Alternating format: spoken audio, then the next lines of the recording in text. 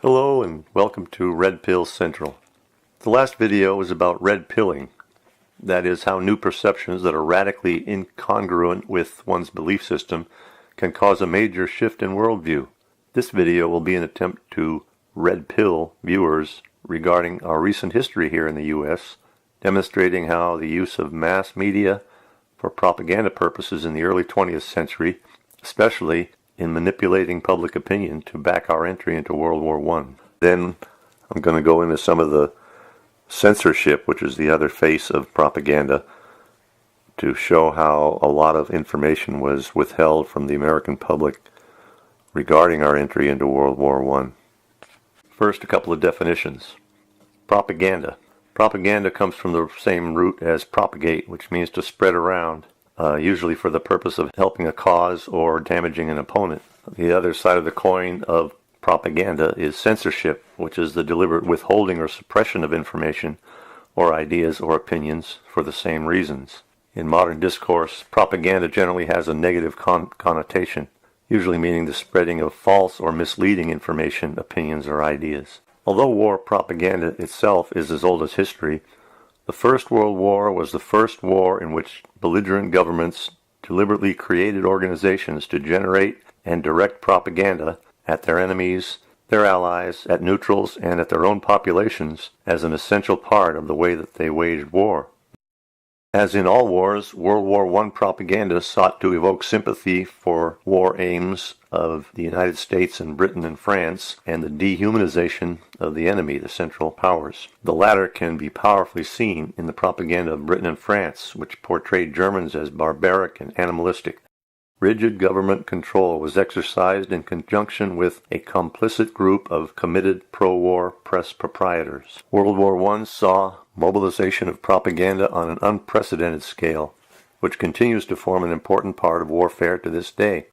World War I has been described as the first total war, a term that describes both the industrialization of warfare and the ability of new weapons to reach far beyond conventional battlefields. For the first time, entire populations, women and children included, would be required to maintain the rate of production needed for food, clothes, and munitions to keep the armies fighting. The global nature of the war meant that the European powers needed to convince those around the world to support them. This included the subjects of colonies in Asia, Africa, and the Caribbean, as well as neutral countries, to appeal for resources or financial support to continue the fight. All these factors came together to convince leaders of states of the importance of propaganda and of coordinating propaganda efforts. Mass production and circulation of a variety of publications was one means of influencing opinion. When these were directed at enemy forces or populations in occupied countries, new ways of circulating material were needed. The First World War saw the introduction of the use of airplanes to drop leaflets over enemy forces and civilian populations alike. The power of image was recognized as important, not just in giving a sense of veracity to accounts, but also in the powerful emotional impact that images could convey. This can be seen in recruitment and war savings posters, and also in the many photographic news titles produced for circulation around the world. Propaganda was not only in print, but in film production and distribution, and units were set up to carry the message in the new medium. Propagandists of the First World War recognized, however, that they could not rely on state-produced material alone to make their case. Influence had to be applied on those that already held sway over public opinion, and chief among these were newspaper editors and owners. One of Britain's first acts in entering the war was to cut the undersea cable that connected continental Europe to the United States. Thus, for the entire duration of the war, the fastest and cheapest way of getting news to the U.S. was through Britain, and this gave Britain an unmatched advantage in influencing the reporting of foreign correspondence. In 1914, the British Prime Minister also set up a covert propaganda department known as Wellington House to direct the work of influencing opinions overseas. Wellington House recruited authors, artists, journalists, and newspaper editors to produce and advise on propaganda. Efforts were directed at putting across the British case in the foreign press. For the U.S. in particular, there was also an attempt to target those seen as both sympathetic to Britain and influential in the public debate on the war. The objective was to ensure that the British case was promoted in the U.S. but without the messages appearing to come from Britain. The means of propaganda were therefore mass production and circulation, using media and publications that were already popular, influencing those people who were already influential, harnessing the power of images, and appealing to values and characteristics to which the target audience was emotionally sensitive. Over 100 years after World War I began, it is sobering to look back at the way the conflict was so badly reported. The catalog of journalistic misdeeds is a matter of record. The willingness to publish propaganda as fact, the apparently tame acceptance of censorship, and the failure to hold power to account.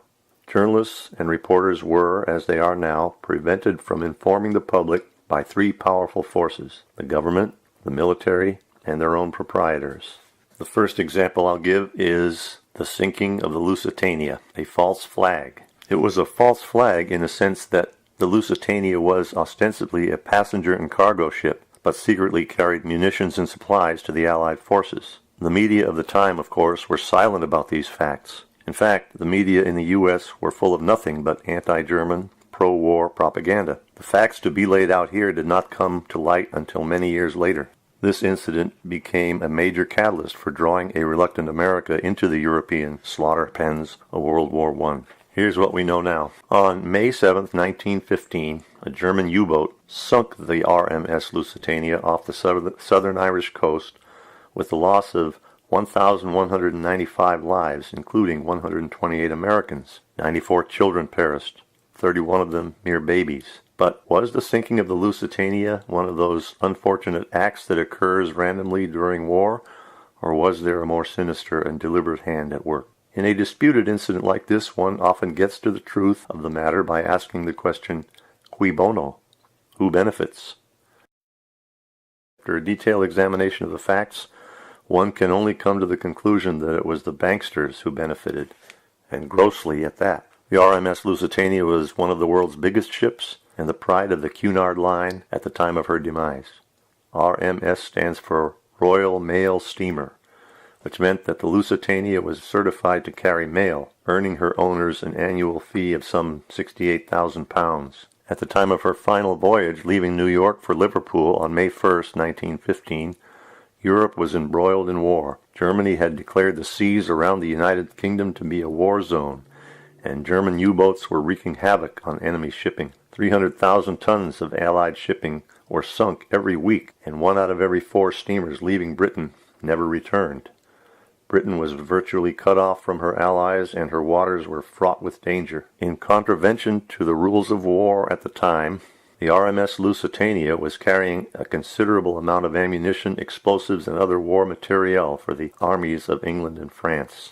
As G. Edward Griffin wrote in The Creature from Jekyll Island, she, the Lusitania, was virtually a floating ammunition depot. This meant that she wouldn't have the status of a non-military ship, and she could be fired upon without warning. It was widely known that the Lusitania was entered into the Admiralty fleet, registered as an armed auxiliary cruiser, and was so listed in Jane's Fighting Ships and in the Navy Annual. The Germans knew that the Lusitania was carrying military supplies bound for Germany's enemies on the Western Front. The German embassy in Washington even took the precaution of placing an advertisement in 50 U.S. newspapers, warning civilians not to sail on the Lusitania. Due to the intervention of the State Department, most of the notices were not published. However, the Des Moines Register carried the following advert, which was placed beside an ad for the Lusitania.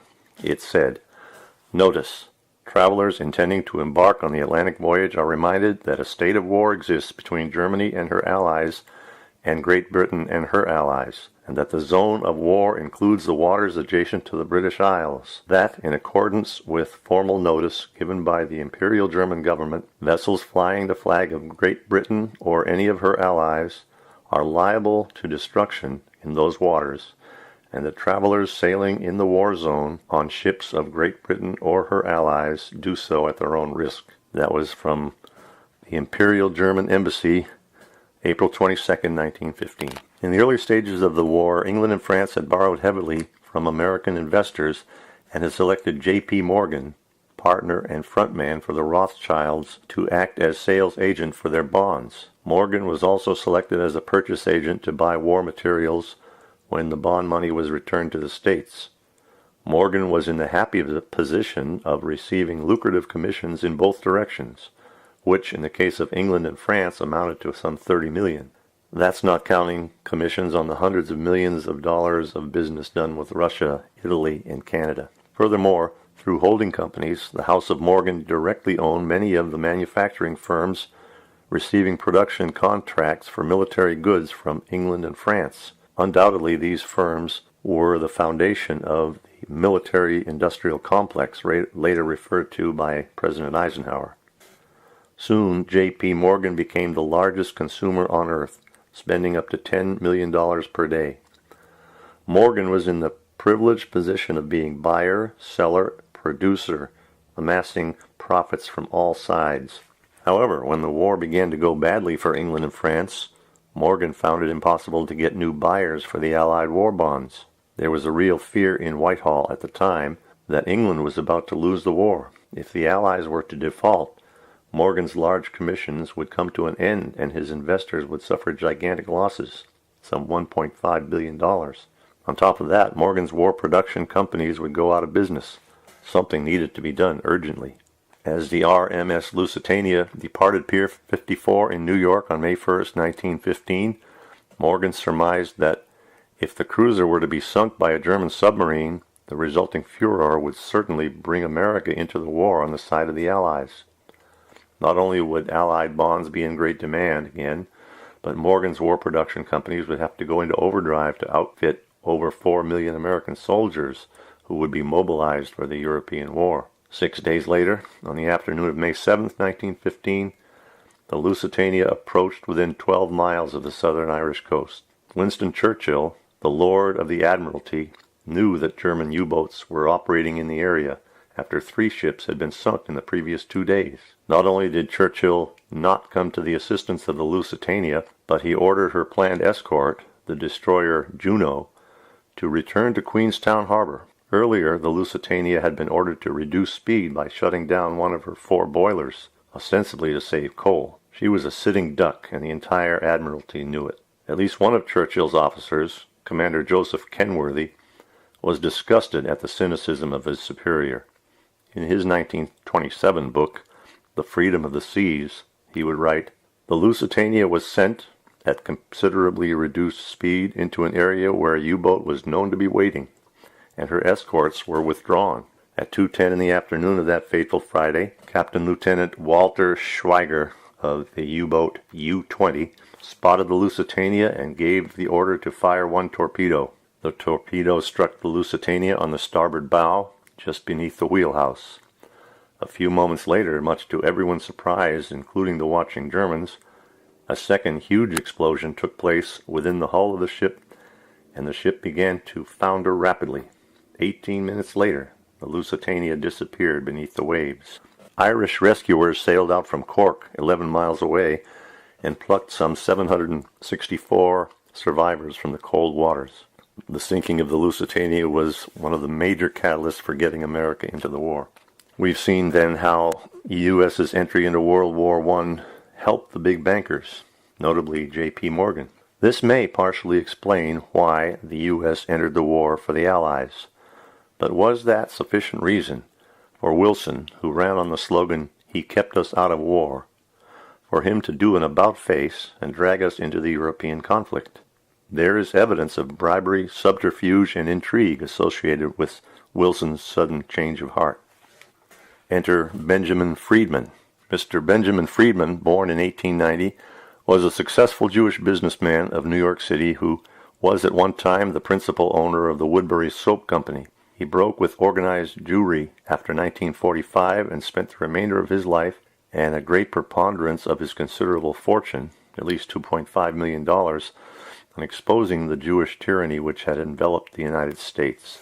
Mr. Friedman knew what he was talking about because he had been an insider at the highest levels of Jewish organizations and Jewish machinations to gain power over our nation. Mr. Friedman was personally acquainted with Bernard Baruch, Samuel Untermeyer, Woodrow Wilson, Franklin Roosevelt, Joseph Kennedy, and John F. Kennedy, and many more movers and shakers of our times. The following are excerpts from a speech given before an audience in 1961 at the Willard Hotel in Washington, D.C., on behalf of the Conde McGinley's patriotic newspaper at that time, Common Sense. Though in some minor ways this wide-ranging and extemporaneous speech has become dated, notably the predictions of World War III, Mr. Friedman's essential message to us and his warning to the West is more urgent now than ever before. And here are the quotes. World War I broke out in the summer of 1914. There are few people here my age who remember that. Now that war was waged on one side by Great Britain, France, and Russia, and on the other side by Germany, Austria-Hungary, and Turkey. What happened? Within 2 years, Germany had won that war. Not alone won it nominally, but won it actually. The German submarines, which were a surprise to the world, had swept all convoys from the Atlantic Ocean, and Great Britain stood there without ammunition for her soldiers, stood there with 1 week's food supply, and after that, starvation. At the same time, the French army had mutinied. They lost 600,000 of the flower of the French youth in their defense of Verdun and on the Somme. The Russian army was defecting. They were picking up their toys and going home. They didn't want to play anymore, and they didn't like the Tsar. The Italian army had collapsed. So Germany, and not a shot had been fired on German soil, not an enemy soldier had crossed the border into Germany. And yet Germany was here offering England peace terms. They offered England a negotiated peace on what the lawyers call a status quo ante basis. That means, let's call the war off and let everything be as it was before the war started. Well, England in the summer of 1916 was considering just that. Seriously, they had no choice. It was either accepting this negotiated peace that Germany was offering, or going on with the war and being totally defeated. While that was going on, Zionists in Germany, who represented the Zionists from Eastern Europe, went to the British War Cabinet, and I'm going to be brief here because this is a long story, but I have all the documents to prove any statement that I make. If anyone here is curious or doesn't believe what I'm saying is at all possible, the Zionists in London went to the British War Cabinet and they said, look here, you can win this war. You don't have to give up. You don't have to accept the negotiated peace offered to you now by Germany. You can win this war if the United States will come in as your ally. The United States, of course, was not interested in war at this time. The Zionists told England, we will guarantee to bring the United States into this war as your ally, to fight with you at your side, if you will promise us Palestine after you win the war. In other words, they made this deal. We'll get the United States into the war as your ally. The price you must pay us is Palestine after you have won the war and defeated Germany, Austria-Hungary, and Turkey. Now, England had as much right to promise Palestine to anybody as the United States would have to promise Japan to Ireland, for any reason whatsoever. It is absolutely absurd that Great Britain, that never had any connection or any interest or any right in what is known as Palestine, should offer it as coin of the realm to pay for the Zionists bringing the United States into the war. Now remember, Wilson ran as an anti-war candidate, but then in October 1916, everything changed. Like a traffic light that changes from red to green, where the newspapers had been all pro-German, where they had been telling the people of the difficulties that Germany was having fighting Great Britain commercially and in other respects, all of a sudden, the Germans were no good. They were the villains. They were Huns. They were shooting Red Cross nurses. They were cutting off babies' hands. They were just no good. Well, shortly after that, Mr. Wilson asked Congress to declare war on Germany, and they did. The Zionists in London sent these cables to the United States, to Justice Brandeis. Quote, go to work on President Wilson. We are getting from England what we want. Now you go to work. Go to work on President Wilson and get the United States into this war. And that did happen. That's how the United States got into the war. We had no interest in it. We had no right to be in it. We had no more right to be in it than we have to be on the moon right now instead of this room. Now, this war, World War I, in which the United States participated, had absolutely no reason for it to be our war. We went in there. We were railroaded into it, if I can be vulgar. We were suckered into it, merely so that Zionists could obtain Palestine. Now, that is something that the people of the United States have never been told. They never knew the real reasons we went into World War I. So how did the Zionists get President Wilson to change his mind? Blackmail. Shortly after President Wilson's inauguration, he received a visitor in the White House by the name of Mr. Samuel Untermyer. Untermyer was a prominent New York City attorney who contributed generously to the National Democratic Committee that installed President Wilson in the White House in Washington in the 1912 election. President Wilson was very glad to welcome him to the White House. They had met before during the campaign. Mr. Untermyer surprised President Wilson that he had been retained to bring a breach of promise action against him. He informed the president that his client was willing to accept $40,000 in lieu of action. Untermyer's client was the former wife of a professor at Princeton University at the same time Wilson was a professor there. Untermyer produced a packet of letters written by President Wilson to his colleague's wife when they were neighbors at Princeton. He had written many endearing letters to her, many of which she never destroyed. President Wilson acknowledged his authorship of these letters. Untermyer volunteered to give President Wilson's former sweetheart the $40,000 out of his own pocket on one condition, that Wilson promise him to appoint to the first vacancy on the United States Supreme Court a nominee to be recommended to Wilson by Untermyer. Wilson agreed to do so. When President Wilson was required to appoint a new member of the Supreme Court, Untermyer recommended Louis Brandeis. A Jew had never served on the Supreme Court before. The President and Justice Brandeis became unusually intimate friends. Brandeis knew the circumstances of his appointment to the Supreme Court. In 1914, Justice Brandeis was the most politically influential of all the Zionists in the United States.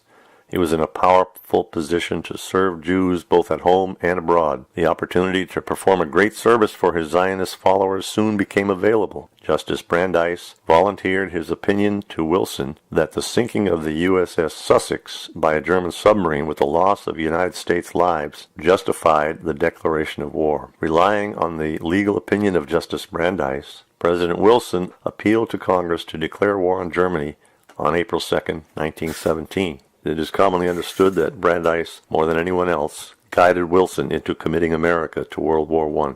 Everything that's in this speech by Benjamin Friedman, as well as a lot of background and details about the influence of international bankers and Zionism and how that had influenced U.S. policy all the way up until after World War II, can be found in a book called The Hidden Tyranny. It's a PDF file. The whole book is online. The link will be below in the description. I encourage you to continue to do research, to look at all sides of these issues, to follow the links below and also the links they lead to, and keep looking for information about all these wars, and eventually you may find a coherent worldview that makes sense of all these things.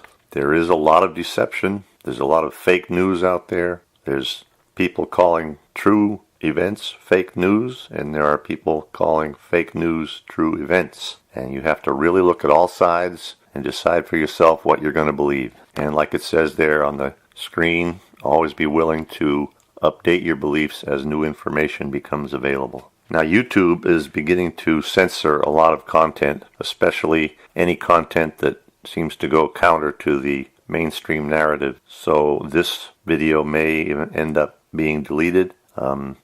I'm also over at minds.com, so if this video is deleted, you can go over there, and you can go over there for a lot of good content, because a lot of YouTubers are moving over there because they can't, their channels are being deleted, their videos are being put into limbo, into a state where nobody can see them, quarantined.